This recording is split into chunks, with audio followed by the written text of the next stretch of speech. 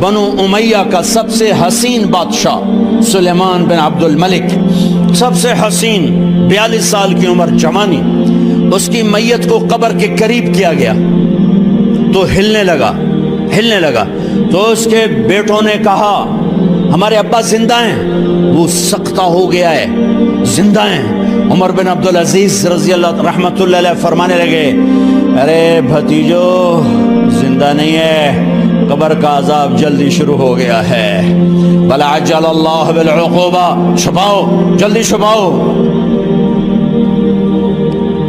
عمر بن عبدالعزیز جس تخت پر بیٹھے اس پر سلیمان تھا، اس پر ولید تھا، اس پر عبد الملک تھا، ان تینوں نے اپنے من کو راضی کیا، عمر بن عبدالعزیز نے اپنے رب کو راضی کیا۔ جب عمر بن عبدالعزیز کا وقت آیا مرنے کا تو انہوں نے بلایا رجا بن حیوہ سے، فرمایا کہ میں نے عبد الملک بن مروان، چاچا بھی تھے سسر بھی تھے، ان کی بیٹی فاطمہ سے شادی ہوئی تھی، میں نے اس کو قبر میں اتارا، کفن کی گرہ کھول کے دیکھا تو اس کا چہرہ قبلے سے ہٹ چکا تھا، رنگ کالا سیاہ پڑ چکا تھا۔ عبد الملک بن مروان گورا چٹا تھا، یہ جگہ سرخ تھی، کالا۔ پھر میں نے ولید کو قبر میں اتارا، اس کا بیٹا 10 سال حکومت کی، اس نے 21 سال حکومت کی، اس نے 10 سال کی، ولید بن عبد الملک۔ میں نے اس کے کفن کی گرہ کو کھول کے دیکھا تو اس کا رنگ سیاہ ہو چکا تھا اور قبلہ کی طرف سے چہرہ پھر چکا تھا۔ پھر اس سلیمان کا واقعہ تو ابھی سنایا، پھر اس سلیمان کو قبر میں اتارا اور اس کے کفن کی گرہ کو کھول کے دیکھا تو اس کا چہرہ قبلے سے ہٹ چکا تھا۔ اب میں جا رہا ہوں، مجھے دیکھنا۔ پہلے تینوں نے حکومت کی پوجا کی اور عمر بن عبدالعزیز نے اپنے اللہ کی پوجا کی۔ انہوں نے ایک بڑا عجیب خطبہ دیا جب خلیفہ بنے، اے لوگو، بچپن میں شعر و شاعری کا شوق تھا تو میں شاعر بنا، تھوڑا سا اٹھان ہوئی تو علم کا شوق لگا، میں نے علم حاصل کیا، جوان ہوا تو فاطمہ بنت عبد الملک سے عشق ہوا، میں نے اس سے شادی کی، اب اللہ نے مجھے حکومت دے دی ہے، اب تم دیکھو کہ میں اس سے اپنے اللہ کو راضی کروں گا۔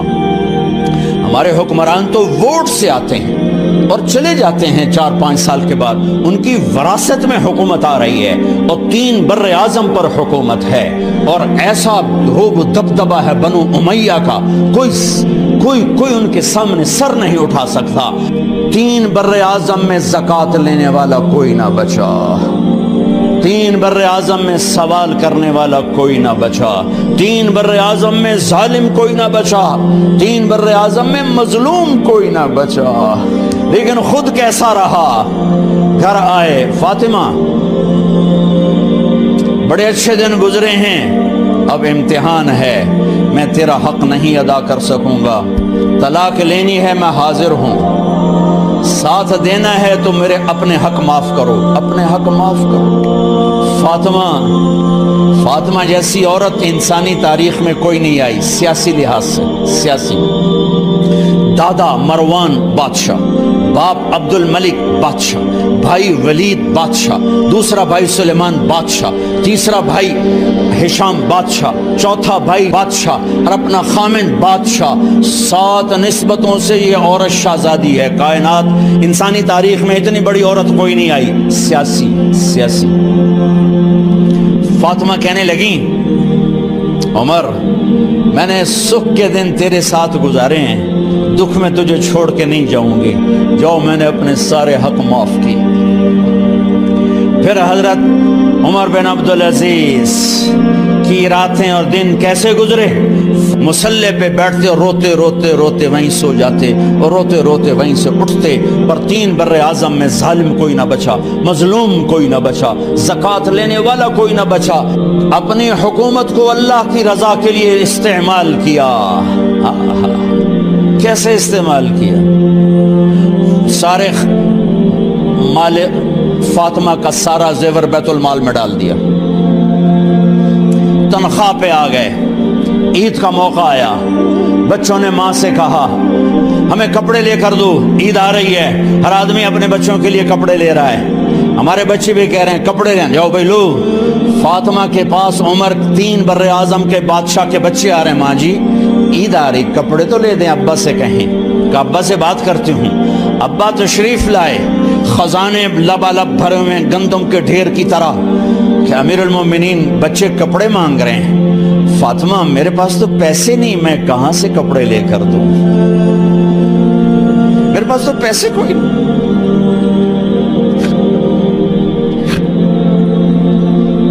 حضرت فاطمہ نے کہا پھر بچوں کا کیا کروں؟ کہا پھر مجھے بھی نہیں پتا کیا کروں۔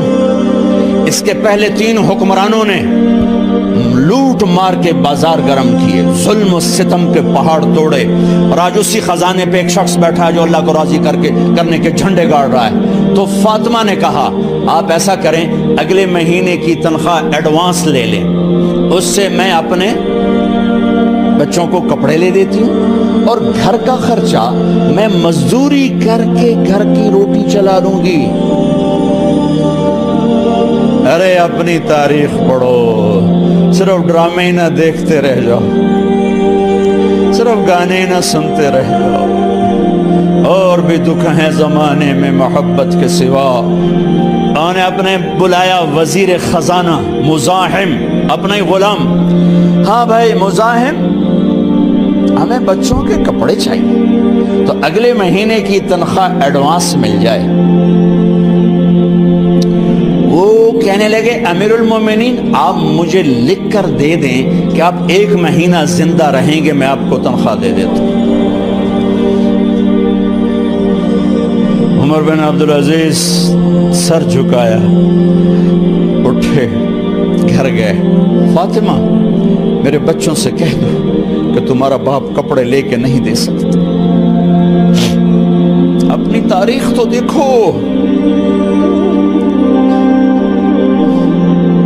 عید کا دن آ گیا، خلیفہ وقت عید کی نماز پڑھاتے تھے، نمازیں بھی خلیفہ وقت پڑھاتے تھے۔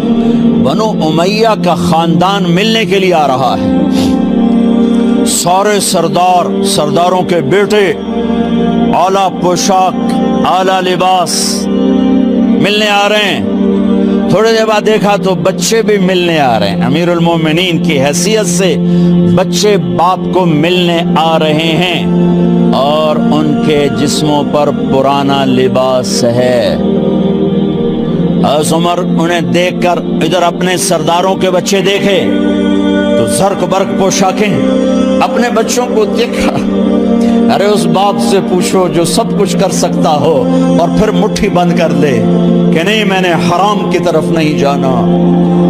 بچوں کو دیکھا تو آنکھیں ڈب ڈبا گئیں، آنکھوں میں آنسو آ گئے۔ فرمایا میرے بچوں آج تمہیں اپنے باپ سے گلہ تو ہوگا کہ آج ہمارے باپ نے کپڑے ہی نہ لے کے دیے۔ ان کے ایک بیٹے ہیں عبد الملک، ان سے بھی 4 ہاتھ آگے تھے، ان سے پہلے ہی فوت ہو گئے تھے۔ کہنے لگے ابا جان آپ کو مبارک، آج ہمارا سر بلند ہے، ہم شرمندہ نہیں ہیں، آپ کو مبارک ہو، آپ نے قومی خزانے میں بددیانتی نہیں کی ہے، ہم شرمندہ نہیں ہیں۔ انسانوں کو کپڑوں پہ نہیں تولا جاتا۔ آج کا میرا دیس کا مالدار اتنا فقیر ہو گیا ہے، اتنا چھوٹا ہو گیا ہے کہ وہ اپنا تعارف کروانے کے لیے 50 لاکھ کی گھڑی لیتا ہے، 6 لاکھ کا جوتا لیتا ہے۔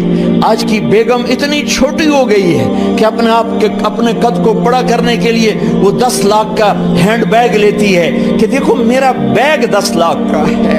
ارے میری بہن تو 10 ٹکے کی بھی نہیں رہی اگر تو نے بیگ سے اپنے آپ کو بڑا بنایا۔ او میرے دوست تو 2 ٹکے کا نہیں ہے اگر تو 10 لاکھ کے جوتے اور 50 لاکھ کی گھڑی سے اگر تو بڑا بننا چاہتا ہے۔ ارے اس دھوکے سے نکلو۔ برینڈڈ کہاں جا رہے ہو؟ جب تم اپنی ذات میں بے قیمت ہو تو رب ذوالجلال کی قسم تمہاری گھڑیاں، تمہارے بیگ، تمہاری گاڑیاں، تمہارے بنگلے تمہاری عزت کو بڑھا نہیں سکتے۔ ابا جان آج ہم خوشی سے بلند ہیں کہ ہمارے باپ نے بددیانتی نہیں کی۔ گھر میں تشریف لائے، کہنے لگے فاطمہ کچھ پیسے ہیں؟ میرا انگور کھانے کو جی چاہ بس فاطمہ رونے لگی. فرمایا امیر المومنین خزانہ تو بھرا پڑا ہے, 1 درم کا بھی تیرا حق نہیں ہے کہ تو 1 درم لے کے انگور خرید لے. تو تھوڑا پٹھے, فاطمہ میں جہنم نہیں برداشت کر سکتا. او میرے بھائیو, جو دن رات سود میں پھنس چکے ہو, جو دن رات جوے شراب میں پھنس چکے ہو, کیسے اللہ کے سامنے سرخرو ہو کر کھڑے ہو گئے؟ ایک رات گھر میں تشریف لائے, بچیاں بیٹیاں, منہ پہ ہاتھ, کپڑا رکھو, دوپٹہ رکھو منہ پہ, اور بات کریں. آپ نے پوچھا ارے کیا ہوا تمہیں, یہ منہ پہ کپڑا کیوں رکھتی ہو؟ تو خاموش ہو گئی, لیکن گھر کی خادمہ رو پڑی. کہا امیر المومنین آج آپ کی بیٹیوں نے کچا پیاز توڑ کے اس سے روٹی کھائی, سالن کھائی, اور میرے آج کا تاجر کہتا ہے جھوٹ نہ بولوں تو کاروبار کیسے, میرا افسر کہتا ہے رشوت نہ لوں تو گزارا کیسے کروں. تو عمر بن عبدالعزیز پھس پہ ہچکیوں کے ساتھ روئے کہ میری بچیوں میں تمہیں بڑے اچھے کھانے کھلا سکتا ہوں, پر میں جہنم کی آگ برداشت نہیں کر سکتا. بھائیو, اس بندے نے اپنے آپ کو ذبح کر دی, اللہ کو راضی کرنے کے لیے ذبح کر دی, اپنے ذات کو, اپنے جذبات کو, اپنے احساسات کو.